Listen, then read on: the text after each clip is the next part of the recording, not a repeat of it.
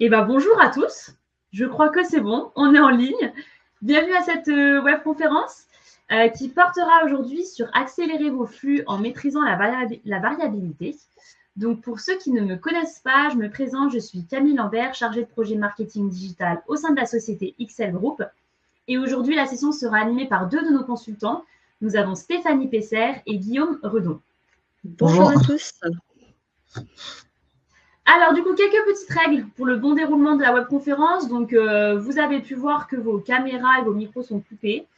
Donc, pour les habitués, c'est la première fois qu'on fait une webconférence sur Livestorm. Habituellement, c'était sur Teams. Et voilà, on a changé de logiciel. Pour les questions, c'est le même principe qu'avant. Hein. Dans le petit module de chat, vous posez vos questions. Là où vous êtes en train de nous dire bonjour. Bonjour à tous. N'hésitez pas à poser vos questions au fil de l'eau. Et les animateurs essaieront d'y répondre au fil de l'eau. C'est possible qu'on ne puisse pas répondre à tout, mais dans tous les cas, vous pourrez nous contacter ensuite pour qu'on réponde à vos questions. Pour ce qui est des slides et du replay, vous recevrez un mail en début de semaine prochaine. Alors, pour ceux qui ne nous connaissent pas, je vais vous présenter brièvement la société XL Group. Alors, nous sommes un cabinet de conseil et de formation spécialisé dans le domaine de l'excellence opérationnelle et nous avons pour mission principale de catalyser votre performance globale. Ensuite, du coup, nous avons 3 départements, XL Consultant, XL Formation et XL Certification, qui vraiment opèrent en parfaite synergie.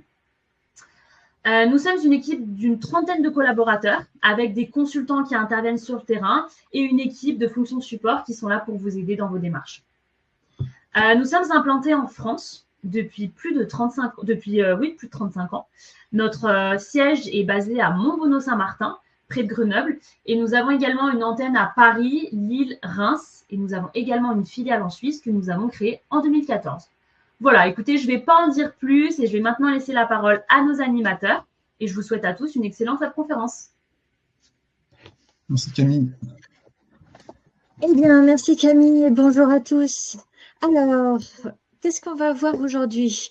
Accélérer vos flux en maîtrisant la variabilité. Déjà, je trouve que c'est un super thème parce qu'on va mettre du lien entre le Lean et le Six Sigma et ça, c'est quelque chose qui m'est cher. En sommaire, eh bien déjà, on va définir la variabilité, c'est quoi? Avec quelques exemples et puis notre constat. Et de là, eh bien, on va se poser la question, pourquoi c'est nécessaire d'intégrer cette notion de variabilité dans le pilotage des flux? Comment la rendre visible? Et puis après, comment la pérenniser et maîtriser cette variabilité pour améliorer nos performances? Et on terminera par 3 exemples clients. Voilà. Alors la variabilité, c'est quoi la définition? Allez, on part avec quelques exemples. Imaginez que vous prenez votre train le matin à 5h50 à Lyon-Péage pour arriver à Paris et il est annoncé que vous arrivez à 8h16. Ou alors, vous prenez un rendez-vous chez le médecin et il vous donne une heure de rendez-vous, 15h. Bon, la réalité, à votre avis, vous allez arriver pile poil à 8h16? Votre médecin va vous prendre pile poil à 15h? Ben, je ne sais pas quel médecin vous avez, mais moi, j'ai un peu plus confiance dans le train que chez mon médecin, même si j'ai beaucoup de respect pour lui. Maintenant, vous achetez un paquet de biscuits, on vous annonce 400 grammes. Et puis, nous, on a des voitures, des C4 essence. Il a annoncé 86 grammes par kilomètre. Ben, là aussi, est-ce que vous pensez que le paquet de gâteaux fait pile poil 400 grammes?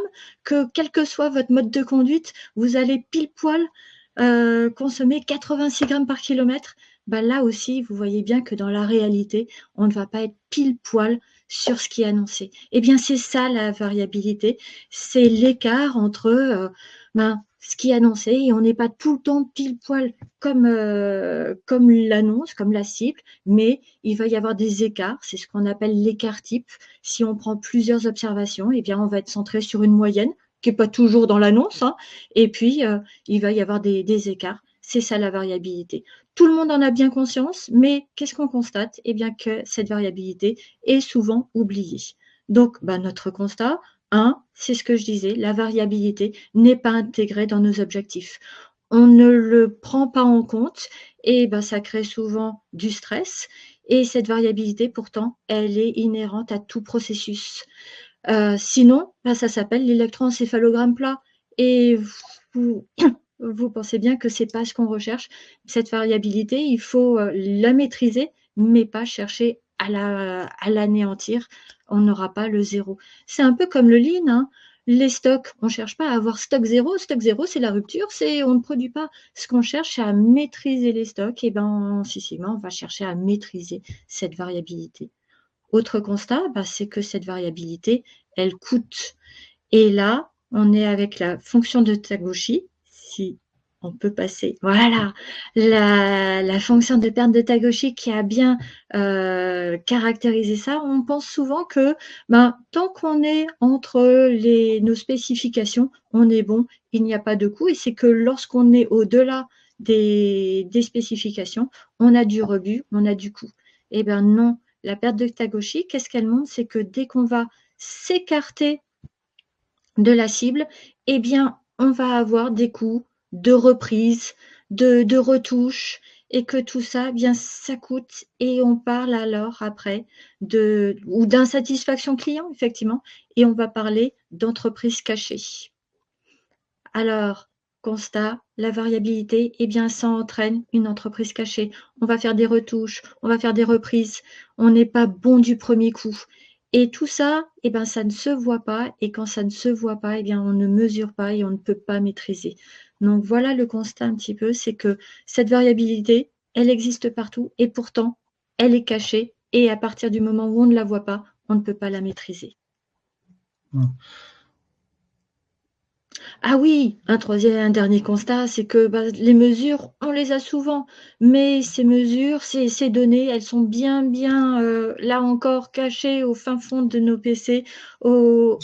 Et souvent, ça nous permet de mesurer un KPI de fin de mois, mais c'est pour constater finalement une performance et pour chercher à la justifier, à regarder dans les rétroviseurs et pas à regarder devant pour piloter une performance et qui nous permettrait de maîtriser, de prendre les bonnes décisions au bon moment.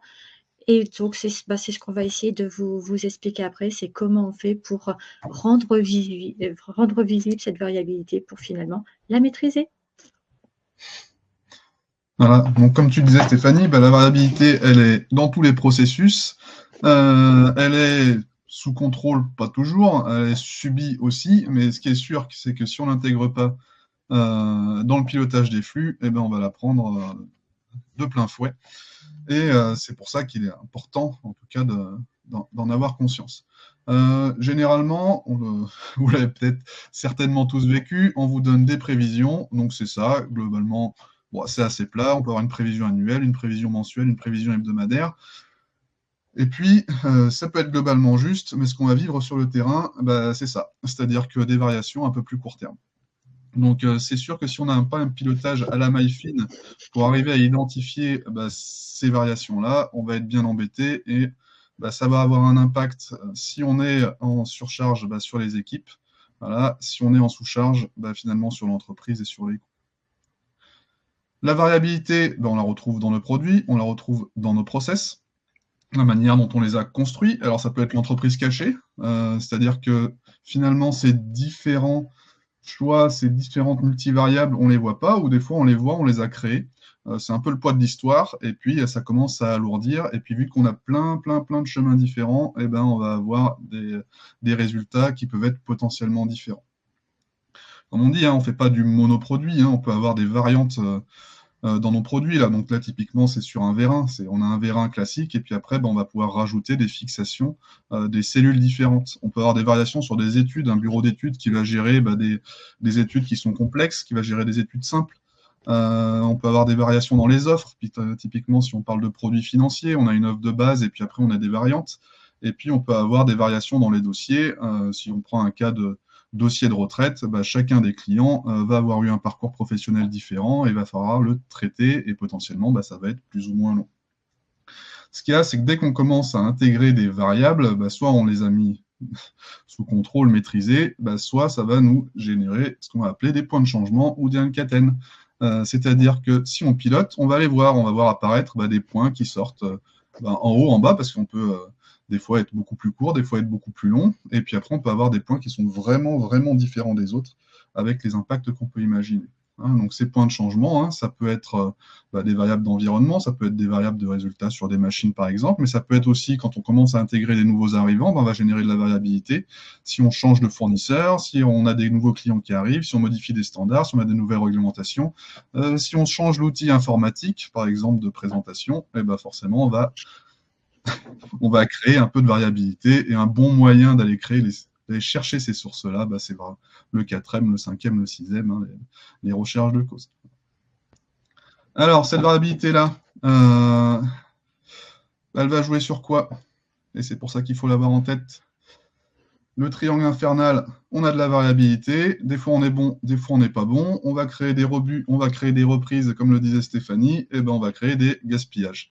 Donc, forcément, ça va jouer sur les gaspillages. Et puis, les équipes, elles aiment bien faire leur job. Donc, si des fois, c'est bon, des fois, c'est pas bon, des fois, elles attendent, des fois, elles ont. Des fois, elles sont en surcharge, des fois, elles sont en sous-charge. Et ben, on va avoir le fameux MOURI, la suractivité, la surcharge, le stress, mais en global, en fait, aussi tout ce qui est inadéquation entre les moyens et puis les objectifs. Donc ça, c'est un vrai problème. Et c'est un vrai problème parce que si on n'en prend pas conscience, eh ben, ça tourne. C'est-à-dire que les rebuts, les bons, ça va créer de la variabilité. La surcharge, des fois, on va aller vite, des fois, on va aller moins vite.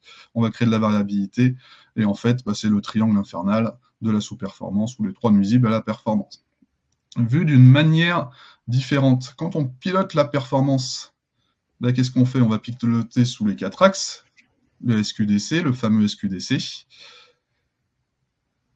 Sécurité, sérénité, voire la sûreté, qualité, délai et coût. De la variabilité sur la qualité et sur les délais. Des équipes qui finalement ont envie de bien faire, mais à un moment donné n'arrivent plus à maîtriser, donc qui explosent. Ce qui va vouloir dire potentiellement qu'on va avoir des départs, on va intégrer des nouveaux arrivants et on va mettre de la variabilité sur de la variabilité. Donc, on intensifie la variabilité, et puis tout ça, à un moment donné, ça a quand même des coûts. Donc, on va avoir une augmentation des coûts. Le client, au milieu de tout ça, qui voit la qualité, qui voit le délai, soit vous arrivez à compenser, soit vous n'y arrivez pas. Au bout d'un moment, ça va se voir, et il ne va pas être super satisfait. Donc, des équipes qui ne sont pas toujours en confiance, des clients qui ne sont pas toujours satisfaits sur la qualité et les délais, hein, sachant que sécurité, sérénité, qualité et délai, ça fait aussi du coût, et à la fin, c'est des pertes financières. Donc, plutôt que de travailler en silo, parce que si on travaille en silo, on sait que chaque étape du process, chaque étape du service va avoir une certaine forme de variabilité. Hein, est-ce qu'il est capable ou pas de servir le client? On a l'étape 1, ou le service 1 qui produit, qui a de la variabilité, l'étape 2 qui varie peut-être un petit peu moins, mais qui est décentrée, l'étape 3 qui est bonne, mais qui varie quand même pas mal, et on ajoute, et on ajoute, et on ajoute, et on ajoute, hein, et tout ça en plus, c'est pas linéaire. Donc à la fin, on va avoir un résultat qui n'est pas forcément attendu, donc globalement, on y arrive, surtout on compense. Hein. Et tout le monde n'est pas forcément super content du résultat. Hein. On peut être aussi content du résultat, mais avoir dépenser une énergie folle. Hein, donc, ce qu'on dit en ligne, hein, c'est aussi le juste nécessaire. Et là, des fois, on va pas forcément le faire. Alors, maintenant qu'on a vu l'importance de rendre visible, c'est quelles sont les sources de variabilité, comment on les rend visibles, comment on cible les bons problèmes, on met de la visibilité sur cette variabilité. Alors, on a les outils du Lean, mais qu'est-ce qu'on constate? Les outils du Lean, la VSM, le diagramme de flux, le diagramme spaghetti, le diagramme d'équilibrage, ils sont surtout basés sur une vision à un instant T. Ils permettent d'avoir une vision de la moyenne, des temps moyens minimum répétables, et on va mettre en avant la non-valeur ajoutée, mais on ne va pas forcément, avec ces outils, mettre en avant la variabilité. On ne va pas la rendre visible. Alors, on va aller un petit peu plus loin et puis on va regarder le process. Comment ça se passe un process? On a une entrée, une commande client, un ordre de fabrication. On va transformer un produit ou un service et on va en sortir le produit ou le service avec une certaine performance. On va parler de Y pour la performance. Et puis, cette performance, on va la mesurer avec un moyen de contrôle et on va dire, est-ce qu'on est comme le client le veut ou est-ce qu'on n'est pas bon? Alors, ça peut être sur un produit, on va mesurer une certaine taille, un poids, une force, quelque chose, mais dans les services, c'est souvent des délais. Est-ce qu'on est à temps sur ce que demande le client ou est-ce qu'on est en retard? Est-ce qu'on a rendu le service dans sa totalité ou est-ce qu'il y a des manques? C'est tout ça, ça intègre aussi ce moyen de mesure pour savoir si on est bon ou pas. La question qui se pose, c'est est-ce qu'on est déjà capable de mesurer correctement notre performance? C'est souvent oublié et pourtant, c'est vraiment souvent une source de variabilité. Comment je mesure ma performance? Et là, on va parler d'analyse du système de mesure pour savoir si on est capable de mesurer correctement. Je ne peux pas améliorer quelque chose que je ne sais pas mesurer. Non, une fois que j'ai fait ça, eh ben, je vais regarder ma performance réelle. Comment j'évolue dans le temps, quelle est la variabilité de mon processus. Et là, on va parler de capacité du processus par rapport aux attentes clients. Allez, on rentre un peu plus dans le détail du système de mesure. Bon, on a une manifestation. Alors, à votre avis, combien de personnes ont participé à la manifestation? Vous l'avez tous constaté. Ben, selon si c'est la police qui mesure ou selon si c'est les organisateurs, le comptage des personnes n'est pas vraiment le même. Et là, ça met bien le doigt sur le problème de l'instrument de mesure. Comment je mesure? Quel est l'échantillon que je prends? Quels sont les moyens que je mets en œuvre pour pouvoir mesurer là, le nombre de manifestants? Eh ben, c'est bien un truc important. Si je veux pouvoir m'améliorer, si je veux pouvoir savoir quelle est ma performance, il faut vraiment regarder cet instrument de mesure. Quelles peuvent être les sources de variabilité de l'instrument de mesure? Eh ben, elles sont multiples. Alors, déjà, on peut avoir une variabilité dans le temps. Un appareil qui chauffe, qui a besoin d'un certain temps justement de mise en chauffe. On va avoir une stabilité ou une non-stabilité dans le temps. On peut et c'est souvent le cas, ce que je vois, des problèmes de résolution, de précision d'instrument de mesure. On veut être très précis. Finalement, notre instrument de mesure, ben, il permet pas cette précision. Donc là, eh bien, il va falloir trouver un moyen de rendre notre instrument de mesure plus précis.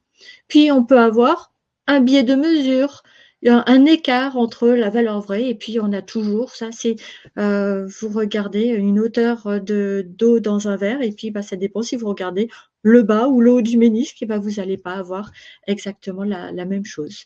On peut avoir des problèmes de linéarité. Ça, c'est quand on conduit en voiture, bah, quand vous êtes à 130 km/h, votre compteur, tout systématiquement, il va afficher au-dessus. Bah, il y a un biais, un problème de linéarité pour les hautes vitesses, on va dire. Et puis après, eh bien, ça peut aussi dépendre de l'opérateur, de l'évaluateur qui va utiliser l'instrument de mesure. En prenant 3, 4 fois la même mesure du même échantillon, eh bien, il peut y avoir une certaine variabilité dans ces mesures. Ou alors, quand on prend plusieurs personnes, eh bien, là aussi, on peut avoir des résultats différents. On va parler de reproductibilité et répétabilité. Voilà toutes les sources de variabilité de l'instrument de mesure. Eh bien, il faut l'identifier pour pouvoir le régler. Et puis après, une fois qu'on est bien calé sur notre instrument de mesure, on va regarder la variabilité de notre processus. Alors, 2 graphiques très simples pour pouvoir visualiser la variabilité du processus. Le premier, ce qu'on appelle la photo, c'est l'histogramme, ce qui doit normalement, en général, ressembler à une courbe de Gauss. On a une moyenne et puis on a un certain écart type autour de cette moyenne. Et puis, bah, si on regarde au cours du temps, eh bien, on va parler de films, de séries chronologiques. Voilà comment on va visualiser notre variabilité au cours du temps. Est-ce qu'on est en train de s'améliorer? Est-ce qu'on est en train de se dégrader? Est-ce qu'on est stable, mais avec beaucoup de variabilité?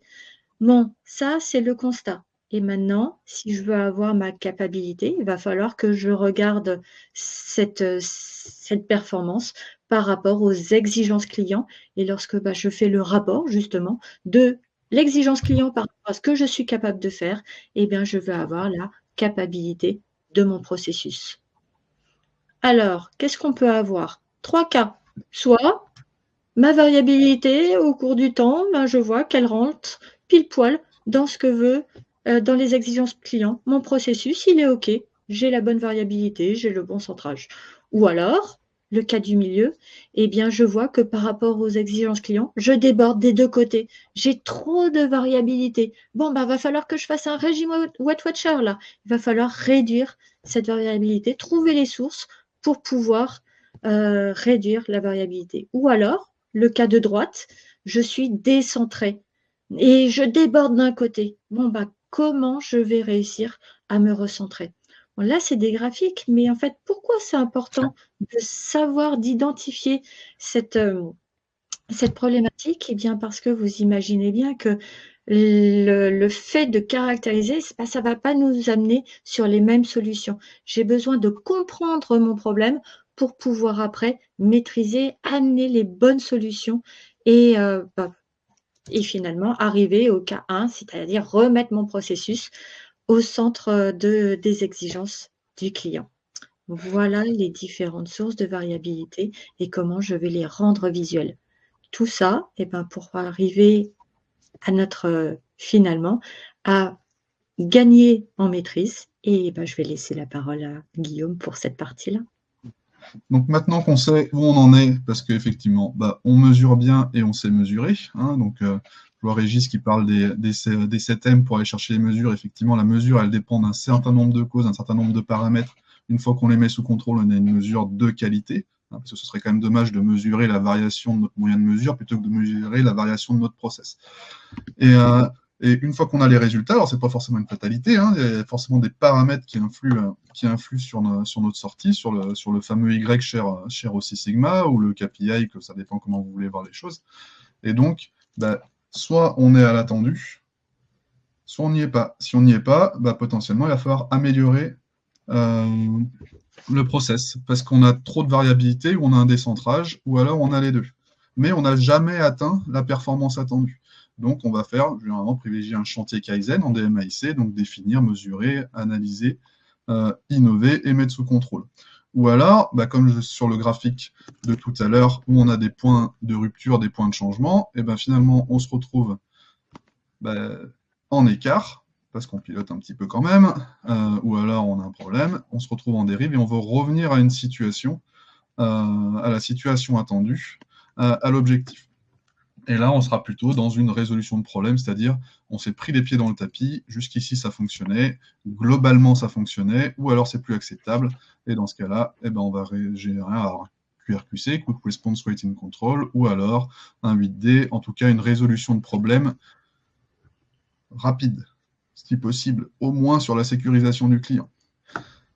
Ces facteurs, il va falloir aller les chercher. OK. On a notre processus dont parlait Stéphanie tout à l'heure. On a notre sortie. On a des facteurs qui peuvent influer, que potentiellement on peut modifier. On a des entrées qui on va peut-être un petit peu moins pouvoir modifier, mais en tout cas, c'est d'avoir conscience de l'impact des entrées. On va jeter un œil là-dessus, plutôt que de regarder que le résultat un mois à la fin, et ainsi de suite. On va aller chercher à voir ce qui se passe finalement dans la boîte, qu'est-ce qui se passe sur les facteurs et qu'est-ce qui influe. Et pour ça, généralement, un Ishikawa, un 5e, en diagramme en arête de poisson. Pourquoi faire? Pour surtout se poser la question, c'est est-ce qu'on a des soucis qui sont liés à la méthode, au matériel, au milieu, à la main-d'œuvre, à la matière, aux moyens de mesure. Voilà, tout ça. Et ensuite, aller chercher les données, les infos. Donc, avoir une table pour pouvoir mettre en relation notre sortie avec nos entrants, avec nos facteurs influents. Mais pour ça, il va falloir quand même aller chercher où ça se trouve. Donc, on peut avoir plein de sources, on peut avoir plein de formats. Dans les plus classiques, des fichiers Excel, c'est-à-dire que tout le monde enregistre dans son fichier Excel.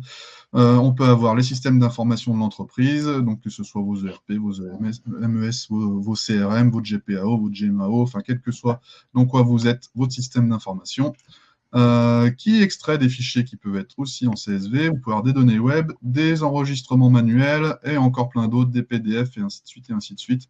Mais entre votre table finale et tous vos fichiers, il va falloir faire de l'agrégation. Alors, soit on fait de l'agrégation à la main, ça fonctionne, on récupère toutes les données, il y a une petite main qui récupère tout, qui met tout dans un tableau, avec la variation que ça peut amener, parce que l'humain, il est quand même une bonne source de variation. Soit vous allez chercher des outils, ou format des outils, vous allez chercher du Power Query, qui est porté par BI et qui est porté par Excel, avec le Power Pivot aussi. Et puis, si vous êtes un peu plus en mode agile, Python ou R pour des langages, ou du SQL si vous avez votre équipe IT, Tout ça, ça doit vous permettre de vous amener à votre table finale et d'avoir le lien entre les différents facteurs. Et ça peut être un boulot qui est non négligeable, hein, donc à anticiper aussi. Pensez bien à avoir les bons acteurs dans votre projet, dans votre chantier, dans votre résolution de problème. Et puis, on va chercher à voir si un facteur a une influence sur la sortie. Et pour ça, on a quelques graphiques qui fonctionnent bien et qui permettent de voir en un coup d'œil là où on en est. Donc, le nuage de points. Le nuage de points, pourquoi faire? Est-ce que plus j'en mets, plus j'en ai? Est-ce que plus j'ai de stock, plus ça va vite? Ou est-ce que moins j'ai de stock, plus ça va vite? Donc, c'est l'intérêt, c'est de voir ça. Est-ce que ma cote finale, elle dépend d'un réglage? Quel réglage il faut aller chercher? J'ai une cible, je veux savoir où j'en suis, là où je veux aller, et donc je veux savoir comment je veux régler là où je veux être pour utiliser justement le juste nécessaire de ressources, de moyens, de besoins, et pas avoir besoin de chercher. Hein. Sur le terrain, on n'est pas des chercheurs, hein. Chacun son métier. Et puis après, la boîte à moustaches. Là où avant, on avait des données, on va dire mesurées, des temps, des délais, des cotes, et qu'on mettait en parallèle, ici, on va plutôt avoir des données, par exemple, on va mesurer des délais, on parlait de service tout à l'heure sur des délais, on peut mesurer en industrie des fois peut-être plus des concentrations, des cotes, des formats, des choses comme ça. Et on va comparer, est-ce que si je passe avec telle agence, combien de temps ça prend? Si j'utilise tel moyen de communication, combien de temps ça prend? Si je passe sur telle machine, quel résultat j'ai à la fin? Et on va pouvoir faire quoi? On va pouvoir comparer en un coup d'œil. C'est là où c'est intéressant. Est-ce que je n'ai pas des différences de moyenne? Est-ce que je n'ai pas des différences de médiane? Typiquement, on voit que la boîte orange, elle est vachement plus longue si on était sur du délai par rapport à la boîte verte et la boîte bleue. Mais si on regarde la dispersion, qui est l'écart entre les deux petits bouts, là, les deux petits bouts de moustache, on peut se dire que l'échantillon 1, la boîte bleue, elle varie beaucoup moins que la boîte verte. Et en fait, tout ça, c'est se dire en un coup d'œil et donc gagner du temps, voir où j'en suis. Et puis après, on va regarder, parce que l'outil le fait comme ça, il divise en 4 votre échantillon. On va regarder, est-ce que j'ai une longue traîne d'un côté, une longue moustache d'un côté, une longue moustache d'un autre, ou alors est-ce que je suis super condensé? Et ça vous donnera aussi une information sur ce que votre système est capable de faire, votre processus. Et puis à la fin, le dernier, qui est aussi un classique parmi les classiques, qui est le Pareto, c'est-à-dire qu'on va essayer de voir par catégorie, en bas, voilà, et par occurrence, ou par gravité, ou par risque, ou par coût. Quelles sont les causes? On peut dire les 20% des causes qui généreraient 80% des effets. Si ce n'est pas un 20-80, ce n'est pas gênant. Mais en tout cas, on veut prioriser et on veut agir au bon endroit.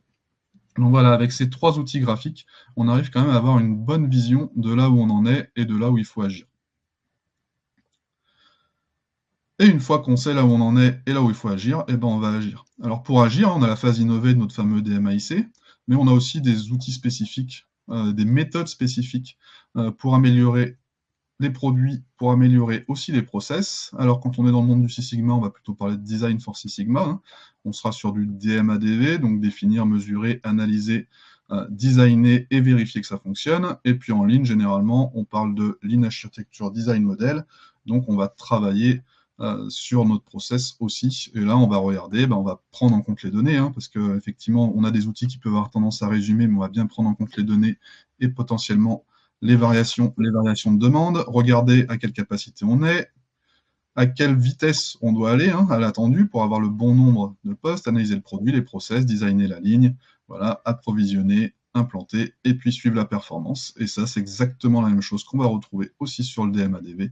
En gros, on a des méthodes qui peuvent être découpées différemment, mais qui permettent d'aller chercher les résultats attendus, c'est-à-dire moins de variabilité et être à la cible. Et donc, dans les solutions qu'on peut trouver, déjà, chercher à simplifier.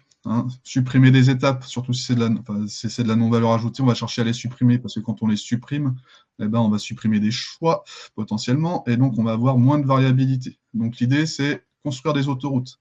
La seule question qu'on devrait avoir à se poser sur un produit standard, c'est comment l'améliorer encore plus fort. Et puis après, on n'est pas toujours sur des produits simples pour nos clients, on a aussi de la complexité, et se dire que les tracteurs, on ne va pas les mettre sur l'autoroute, c'est-à-dire qu'on va faire 2 tuyaux différents, on va séparer les flux pour les produits et les offres complexes et simples, et faire en sorte que, vu qu'on passe par des tuyaux différents, on ne va pas ralentir l'autoroute, voilà. Et vu qu'on va avoir peut-être besoin de compétences spécifiques sur le complexe, eh ben, on va mettre les compétences dessus. Et ça va nous permettre aussi d'avoir des points d'entrée pour des nouveaux arrivants. Et puis, on va pouvoir travailler en fait sur les polyvalences. Le meilleur moyen de ne pas se tromper et de ne pas générer de variabilité et de reprise, quel que soit le process, eh ben, c'est de mettre en place des détrompeurs. Comme ça, on est beaucoup plus fluide, on ne peut pas se tromper. Alors, ça peut peut-être des fois nous bloquer un petit peu, mais au moins, on arrive au résultat sans se tromper. Et puis, parfois, avant de démarrer, ce qui est intéressant d'avoir, c'est d'avoir un OK démarrage, une petite checklist pour ne pas oublier et pour que derrière, quand je passe au suivant, on avait vu les différentes étapes. Si on est siloté, on passe, hop, on ne voit pas ce qui se passe. Là, c'est de se dire, OK, on a travaillé tous ensemble, et ben, on a amélioré le process ensemble. Qu'est-ce qu'il faut avant que je transmette aux voisins? Et là, typiquement, on peut avoir des OK démarrage, des checklists, des Kamishibai, voir si on a l'ensemble des informations qui vont bien pour pouvoir passer au suivant et que le suivant puisse le traiter le plus facilement possible. Et aussi, là, on va avoir des objectifs. On va avoir des objectifs typiquement de temps, un temps limite, une limite max pour produire. Donc, OK, j'ai bien toutes les infos, j'ai bien tout ce qu'il faut, mais combien de temps je mets? On pense souvent, et tu en parlais Stéphanie tout à l'heure, des temps moyens ou des temps minimum répétables. OK, on a ce temps moyen par opération, mais dans ces temps moyens, on va pouvoir retrouver quoi? Potentiellement, il va y avoir aussi des temps moyens pour des opérations cycliques et potentiellement de la variation sur l'ensemble de ces temps moyens-là. Donc, bien penser aussi, quand vous faites des équilibrages, quand vous faites du temps par étape, par une limite, d'intégrer les opérations cycliques. Tous les temps de temps, je dois réaliser telle opération. Tous les temps de temps, potentiellement, il y a une pause dans le système. Si je ne les intègre pas, je vais aller me caler à la limite max et en fait, régulièrement, je vais dépasser. OK. Et si je dépasse régulièrement, les équipes vont le sentir et puis elles ne vont pas arriver à faire comme c'est attendu. Et puis, il y a de la variabilité propre à chaque fois. Donc, bien penser qu'il y a de la variabilité et se garder toujours un petit matelas entre la limite max et les temps que vous avez à faire, finalement, pour ne pas vous retrouver à dépasser et puis ne pas servir le client parce que potentiellement, vous allez ralentir. Ce sera le thème d'une autre conférence, mais on va travailler aussi sur le lissage de charge, on va travailler sur l'équilibrage multiproduit si on est obligé de passer par le même tuyau, intégrer de la personnalisation retardée, intégrer des buffers ou des stocks tampons. C'est là Camille vous le dira, elle vous donnera la date pour en tout cas la partie liée principalement à la supply chain. OK, ça tourne, tout fonctionne, chacun travaille bien. Là, on peut arriver à avoir des problèmes, et on va faire en sorte que on les voit s'ils apparaissent, si on dépasse, de pouvoir arrêter la ligne, de pouvoir dire attention, stop, là j'ai un souci, il faut que j'avance. Alors, on avait une question sur les Kamishibai.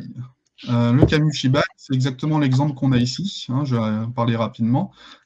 C'est-à-dire que, on va rendre visible si on a bien fait les opérations. C'est l'exemple qu'il y a ici, on est sur de la maintenance. C'est-à-dire que si j'ai bien fait l'opération du lundi, je suis en vert, je retourne la carte. Si ce n'est pas fait, c'est en rouge. Et donc, chacun va pouvoir voir si l'ensemble des opérations ont été faites et savoir si on a oublié. C'est pour éviter de se tromper. J'ai un client, qu'est-ce qu'il a fait pour ses dossiers du bureau d'études, pour savoir s'il peut lancer en production, c'est s'assurer que l'ensemble des champs, des informations du dossier soient pris en compte. Donc, dans son fichier, il rassemble toutes les infos des systèmes d'information et il voit dans les cases si c'est rouge. Donc, c'est qu'il ne peut pas aller plus loin, c'est bloquant. Si c'est vert, il peut envoyer à l'étape suivante. Et si c'est orange, on peut envoyer à l'étape suivante en ayant validé avec eux. Voilà.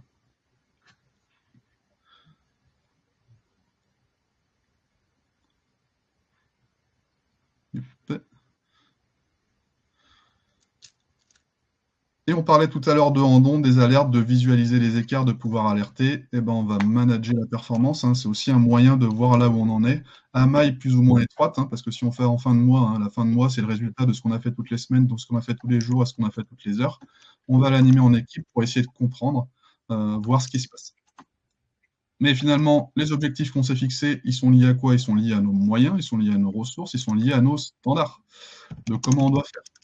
Donc, on standardise. Les standardiser sans former, ça va être un problème. Donc, on va aussi former les équipes. Ce n'est pas le tout d'avoir des beaux standards, c'est aussi d'avoir bien formé les équipes, d'avoir bien formé les nouveaux arrivants, et tout ça, ça boucle, parce que si on a bien formé aux standards, qu'on a des bons standards, finalement, on va être au bon résultat, on va voir où on en est, et puis si on est en écart, on va devoir modifier le standard.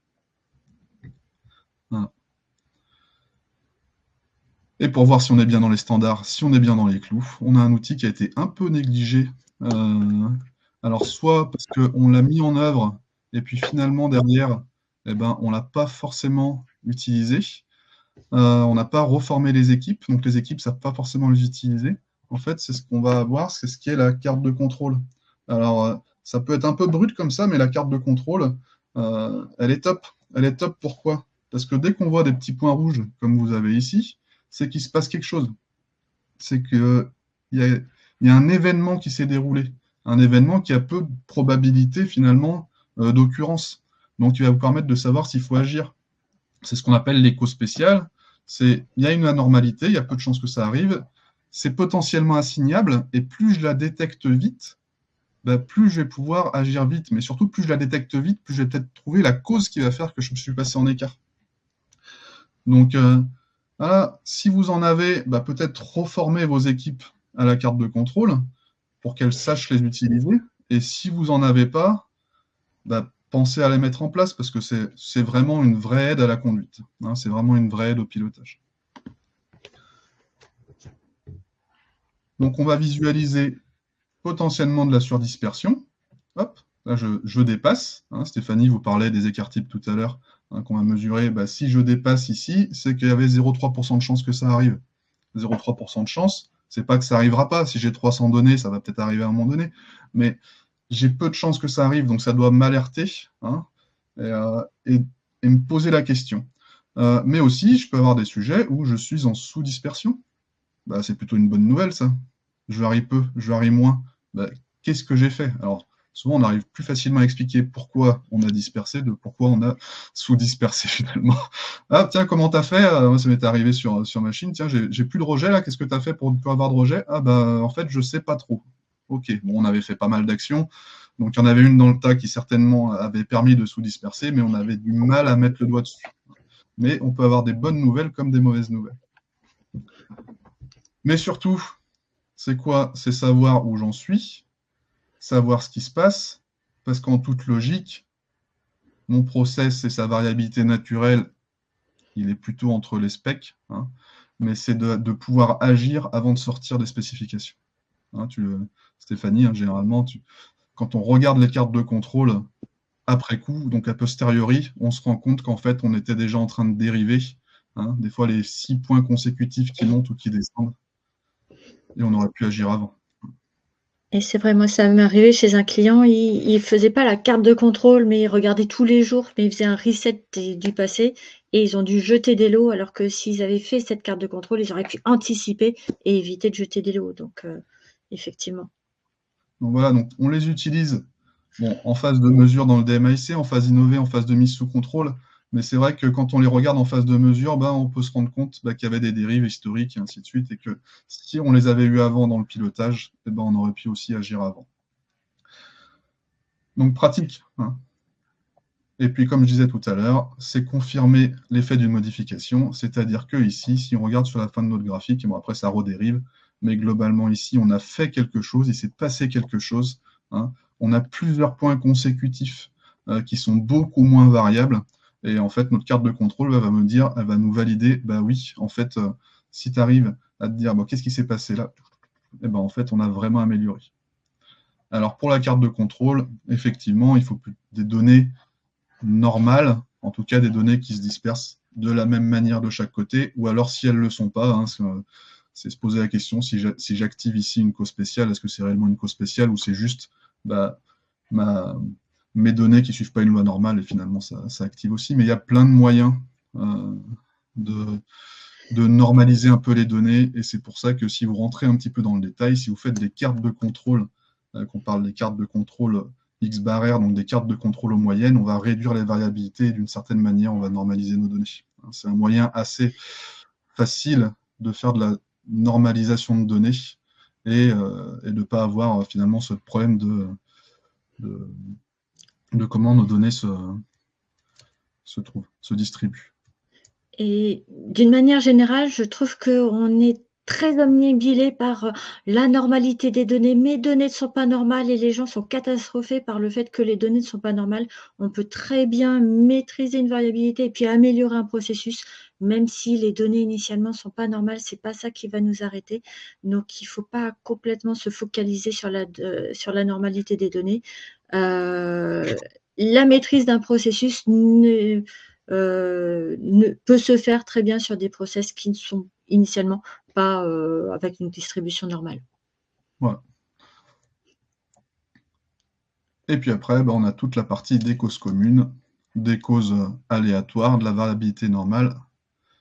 Je vois, oui, effectivement, faire les tests en adéquation aux lois, des compétences pour le faire. Comme je vous disais, si vous faites des moyennes, j'ai envie de dire, vous prenez plusieurs données, vous les moyennez. Alors, il faut que ça ait du sens, ces moyennes. Ça peut être sur 1 heure, ça peut être sur 2 heures, ça peut être sur une plage de mesure. Voilà, ça peut être à la sortie, mais déjà avec ça, dites-vous que vous allez d'une certaine manière les normaliser. Et après, oui, il faut des compétences, il faut pouvoir identifier si vos lois suivent une loi normale ou pas. Non, mais ça, vous pouvez commencer à le regarder. Quand vous faites les histogrammes, Stéphanie vous les a montrés tout à l'heure, vous faites un histogramme, vous pourrez identifier. Après, il peut y avoir des tests de normalité aussi pour s'assurer que c'est normal ou pas. Après, il peut y avoir des logiciels qui peuvent vous identifier vos lois. Mais déjà, si on est en train de se poser ces questions-là, c'est déjà qu'on est allé assez loin. Déjà, si on visualise graphiquement là où on en est et qu'on se pose la question, ok, est-ce que j'ai pas 6 points consécutifs qui montent ou 6 points consécutifs qui descendent? Parce que là, ça veut dire qu'il se passe quelque chose. Est-ce que j'ai pas 9 points consécutifs au-dessus de ma moyenne ou de ma médiane? Allez, est-ce qu'il se passe pas quelque chose? Est-ce que si j'ai pas 14 points qui oscillent autour de ça, est-ce qu'il se passe pas quelque chose? Et puis après, oui, vous pouvez rajouter des écarts types, vous pouvez calculer des écarts types et voir ce qui sort. Mais on commence déjà à être un peu plus loin dans la maîtrise du procédé. Voilà. Donc déjà identifier ces causes spéciales, c'est agir vite, agir au bon moment, agir tout de suite et pouvoir savoir quelles sont les causes de la variation. Et puis après, si finalement vous avez encore trop de variabilité, parce que avant vous pouviez vous permettre, vous ne pouvez plus vous le permettre, ou alors vous commencez à vous en rendre compte parce que vous commencez à dépoussiérer tout ça en vous disant qu'est-ce qui fait que j'y arrive pas. On va avoir la notion des causes communes, la variation naturelle du processus. Il a toujours varié comme ça. Et là, on va vraiment être dans le domaine du DMAIC. Donc, comme on le disait tout à l'heure, la méthodologie qui va permettre de bien définir le problème, de le mesurer, d'analyser, d'innover, d'améliorer et de le mettre sous contrôle.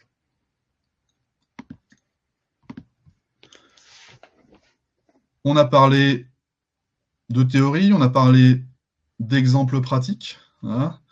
Maintenant, on va aller plus dans le détail, on va rassembler tout ça et Stéphanie va vous faire un résumé en quelques minutes ou quelques dizaines de minutes sur des cas clients qui en ont pris un petit peu plus que ça quand même. Voilà, donc il y avait une question qui disait est-ce qu'on fait des formations sur l'analyse statistique? Eh bien oui, et puis là, 3 exemples clients qui me paraissaient intéressants. On va passer dans du service, on va passer dans de la prod. Vous allez voir que la variabilité, elle est partout et on peut, dans tous les cas, la maîtriser. Alors, premier cas client, je vous emmène dans le groupe Atlantique. Groupe Atlantique, ils font des pompes à chaleur, des climatiseurs. Et puis là, on va dans le service logistique. C'est eux qui s'occupent de toutes les formations des professionnels pour ceux qui installent ces produits, ceux qui font le SAV de ces produits. Le constat, c'est que depuis 5 ans, il y a une grosse augmentation de la charge de travail, plus de sessions de formation, d'inscription. Il y a aussi plus d'exigences, Calliope, la digitalisation qui fait que la charge de travail augmente. Ce qui a été demandé, comment les accompagner. On a fait un diagnostic et puis l'idée, c'était de les accompagner sur 3-4 chantiers pour simplifier les flux, pour ramener de la sérénité dans les équipes et pour pouvoir absorber justement cette charge de travail. Alors, le diagnostic, en allant sur le terrain, qu'est-ce qu'on voit? C'est que côté facturation, quand la personne qui commençait de ses facturations, dans 30% des cas, elle ne pouvait pas aller au bout. Elle ne pouvait pas aller au bout parce qu'il lui manquait une information ou il y avait un complément qu'elle ne pouvait pas faire et bien, elle était bloquée et elle devait reprendre, redemander une information parce qu'elle ne l'avait pas et puis ben, attendre d'avoir cette information pour pouvoir faire la facturation. Là, on est typiquement dans l'entreprise cachée. Il faut refaire, on va compléter une information et je ne peux pas aller au bout de mon processus. Bon, qu'est-ce qu'on fait? Eh ben, on fait un diagramme de flux pour rendre visible quand est-ce qu'on a ce manque d'informations, quand est-ce qu'on peut avoir des écarts pour pouvoir facturer bon du premier coup. Et puis en parallèle, eh bien, on fait du bâtonnage et on va mesurer quels sont les cas les plus fréquents, quels sont les cas où on doit reprendre cette facturation. On rend visible les problèmes. Ben, une fois qu'on les rend visibles, eh ben, on va pouvoir mettre en place des solutions dessus. Et ben, en grattant, eh ben, on arrive à mettre en place des solutions. Et puis, ben, petit à petit, on n'arrive pas à la perfection, mais en moins de 3 mois, on est passé de 70% de bons du premier coup à 85% de bons du premier coup. Et bien ça, on a gagné 15% des factures, on arrive, on n'a plus de défauts. Vous voyez la courbe, on a bien baissé nos reprises. Ça veut dire accélérer le flux, mais pas en stressant les personnes, justement. C'est accélérer le flux en maîtrisant la variabilité, en faisant que on arrive plus rapidement à ce bond du premier coup. Et voilà comment on a accompagné et amélioré ce processus de facturation. Voilà le premier exemple. Et puis, ben, le deuxième exemple client, là, je vais vous emmener chez HEF. Là, on est en production. L'objectif, c'est de maîtriser la qualité de… Alors, on va au service de poudrage de barres de pontage. C'est pour des barres pour faire des connectiques électriques. Et puis, ben, qu'est-ce qu'on voit dans cet atelier? Il y a beaucoup de non-qualité au point que ben, les équipes, elles réduisent le nombre de posages et elles réduisent de 20% le nombre de posages parce que ben, si elles font tous les posages, et ben, elles s'aperçoivent que ces posages font de la non-qualité. Donc, on réduit la capacité du poste. Donc, Et les équipes peuvent bien produire. Donc, et les équipes produisent 20% en moins. Conséquence, c'est que ben, cette non-maîtrise de la qualité, ça impacte ben, sur la productivité, sur la capacité du poste. On est en stress parce qu'on n'arrive pas à livrer suffisamment tôt le client. Non, ben, plutôt que de rajouter la non-capacité pour éviter les non-qualités, on va rentrer dans le système, on va regarder ce qui se passe. Là, ça s'est fait lors d'un chantier Kaizen, une formation action. On déroule le DMAIC pendant 3 jours et ben pour voir ce qui se passe sur le terrain et pour maîtriser la qualité. Alors, on regarde notre variabilité. Alors, premièrement, si en haut, alors je l'ai mis en tout petit, ben on valide l'instrument de mesure. Est-ce qu'on permet, est-ce que le système de mesure permet de se dire est-ce qu'on a la bonne ou mauvaise qualité? Puis on voit que finalement, l'instrument de mesure est acceptable. Alors, on rentre un peu plus dans le détail et on regarde notre variabilité. Qu'est-ce qu'on a? Qu'est-ce qu'on dépose? Et puis bah là, on voit qu'on déborde des deux côtés. Ah, alors, ben, c'est quoi les facteurs influents? On gratte, et puis on voit qu'on a un problème de planéité des supports. Et bien maintenant qu'on a touché à la cause racine, et ben on va pouvoir remettre en état ce support, on va pouvoir revoir la planéité et du coup, on va pouvoir améliorer notre qualité. Et en moins de… Donc, le Kaizen a duré 3 jours et puis 1 mois après, on a remis en place la planéité, on a gagné les 20% de TRS, nos 20% de capacité en plus, et on a réduit nos rebuts. On n'était plus à 26%, mais à moins de 2%. Voilà comment on a remis de la sérénité aux équipes, on a permis d'améliorer la capacité du poste et d'améliorer aussi la qualité. Voilà notre deuxième exemple client. Et puis le troisième exemple, là on est dans de la formation aux outils du DMAIC en Lean Six Sigma. Et puis après, c'est les personnes qui ont été formées qui vont faire un projet coaché, suivi pour arriver à la certification. Alors, le projet avait pour objectif de remettre à disposition, c'est sur une unité de production, on est dans une société pharmaceutique, À la fin de la production, eh bien, il y a un système de pompe qu'il faut nettoyer, stériliser pour le remettre à disposition de la pompe.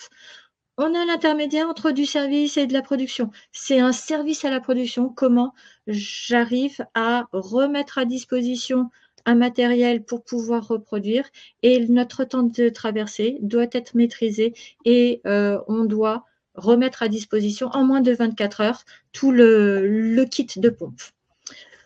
Alors, première chose, eh bien, on va mesurer c'est quoi notre temps de traversée réel. Si on prend toutes les étapes, on est à 27 heures, on est supérieur à notre 24 heures. Bon, bah, ça veut dire qu'il faut injecter la commande au milieu. Il va falloir voir, il y a certaines étapes qu'on peut préparer en amont, et du coup, on peut réduire ce temps de traversée. On va mettre en place du Kanban et on va injecter notre kit de pompe au milieu de ce process pour pouvoir passer sous les 21 heures. Théoriquement, ça marche. Bon, alors, en réel, est-ce que ça marche? Eh bien, vous voyez avec l'histogramme et la série chronologique, eh bien non, on est quelquefois au-dessus, on dépasse, on a de la variabilité et on dépasse les 24 heures. Alors, on va gratter, on cherche nos facteurs influents.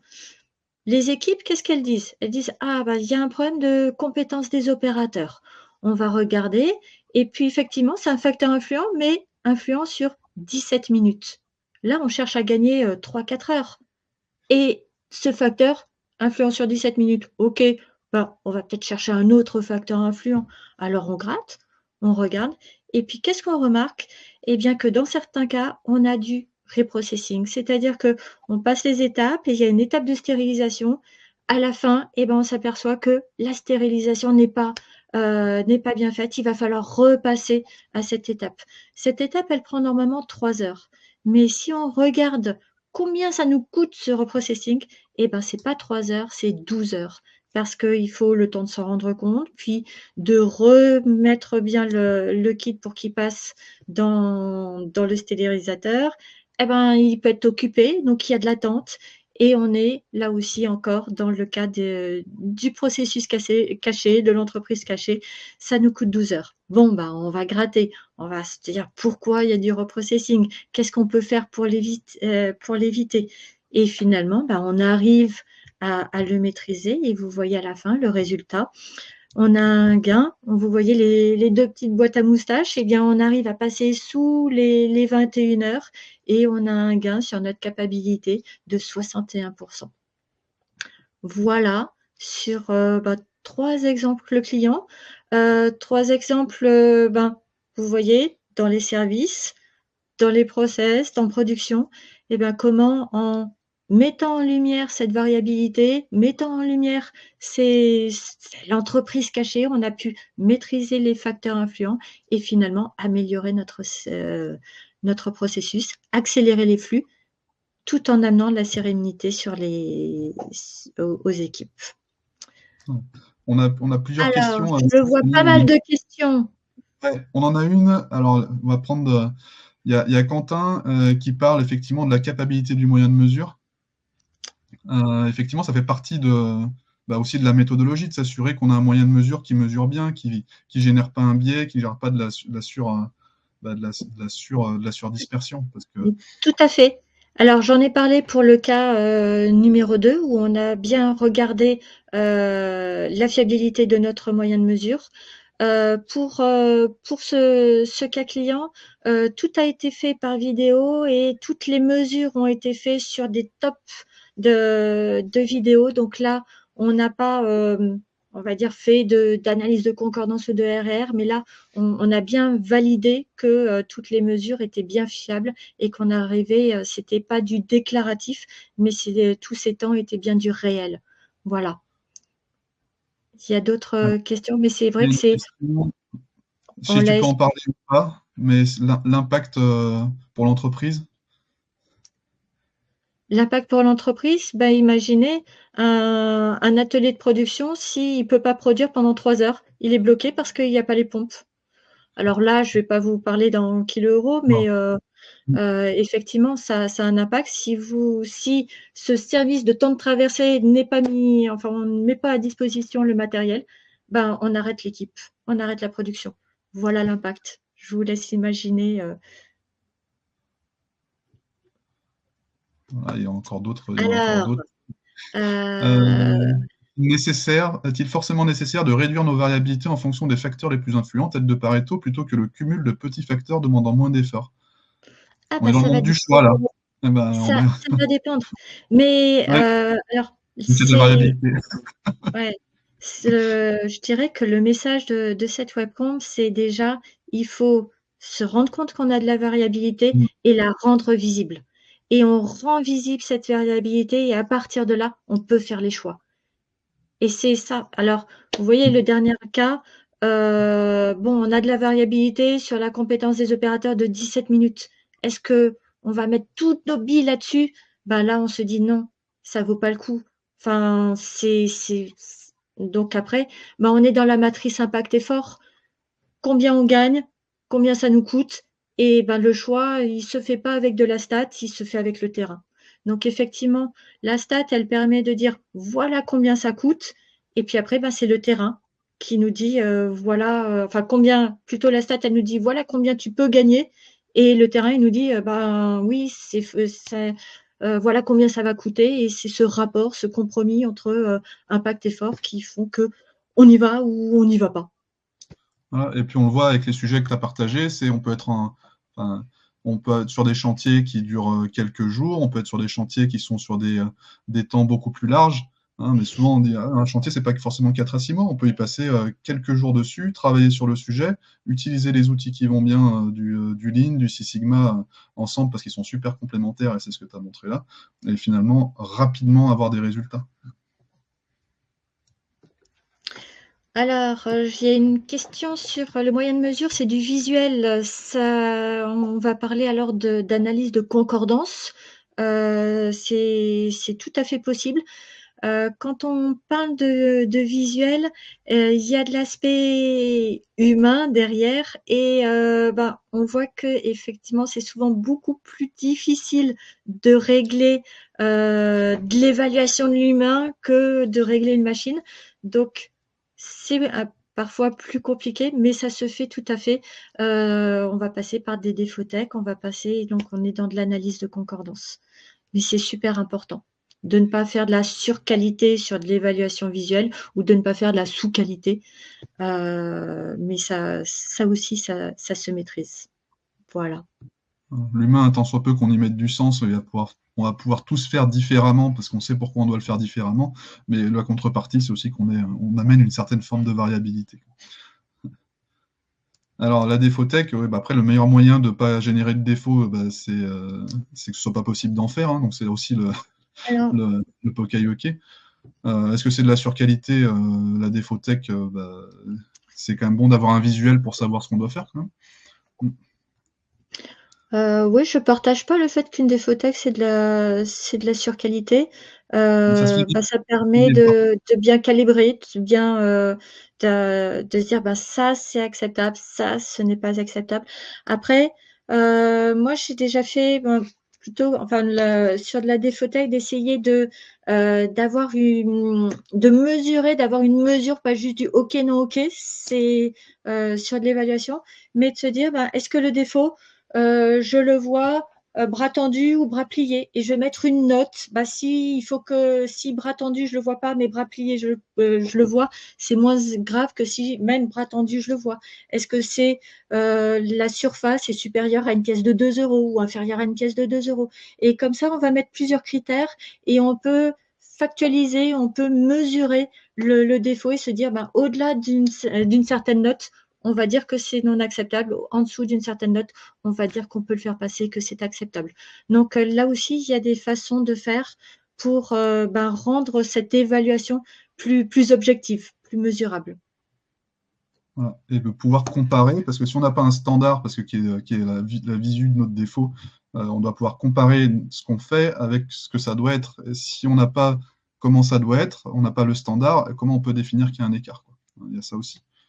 Donc, et voilà, puis, je vois, il y a une question sur l'analyse CAPA. L'analyse CAPA, c'est effectivement une analyse où on va de concordance. Est-ce on arrive à évaluer correctement par rapport à la référence? L'analyse CAPA peut se faire sur du OK, non OK, mais aussi on peut avoir plusieurs niveaux en disant c'est petit, enfin, pas de défaut, petit défaut, gros défaut et on peut avoir plusieurs catégories. Donc oui, l'analyse CAPA, c'est bien ce qu'on va faire pour évaluer le moyen de mesure lorsqu'on est du discret. On peut le faire avec du discret attribut, OK, non OK, et avec du discret aussi ordinal où on a plusieurs catégories. C'est dans ce cas-là qu'on va utiliser la CAPA. Ok. On va rendre la main à Camille peut-être. Voilà. J'espère qu'on a pu répondre à un maximum de vos questions. Il y en a eu pas mal. Beaucoup à la fin. On avait gardé du temps, donc c'était. Ouais, bah c'est super, du coup c'est bien tombé. Dans tous les cas, n'hésitez pas, hein, si vous avez encore des questions, effectivement, vous avez toujours la possibilité de nous écrire sur nos réseaux sociaux, sur notre site internet, voilà, n'hésitez pas, on se fera un plaisir de vous répondre. Du coup, juste pour clôturer, je vous annonce les prochaines webconférences et avec les dates. Donc du coup, nous aurons une webconférence le 18 avril, comme je disais, sur simplifier le pilotage de votre supply chain avec le DDMRP. C'est la prochaine. Ensuite, nous aurons une webconférence sur le Lean Santé le 23 mai et nous aurons une webconférence sur le coaching managérial le 20 juin. Ensuite, après, normalement, on aura une petite trêve estivale et on reprendra en septembre. Voilà, je vous affiche juste la dernière slide qui, du coup, reprend justement le lien vers notre site internet, notre mail, notre numéro de téléphone. Donc, si vous avez encore des questions, n'hésitez pas à nous contacter. On se fera un plaisir de vous répondre. Merci Stéphanie et Guillaume pour cette super animation. Merci à tous pour votre participation. Bon appétit et à bientôt. Au revoir. Eh bien, merci. Au revoir à tous. Merci beaucoup.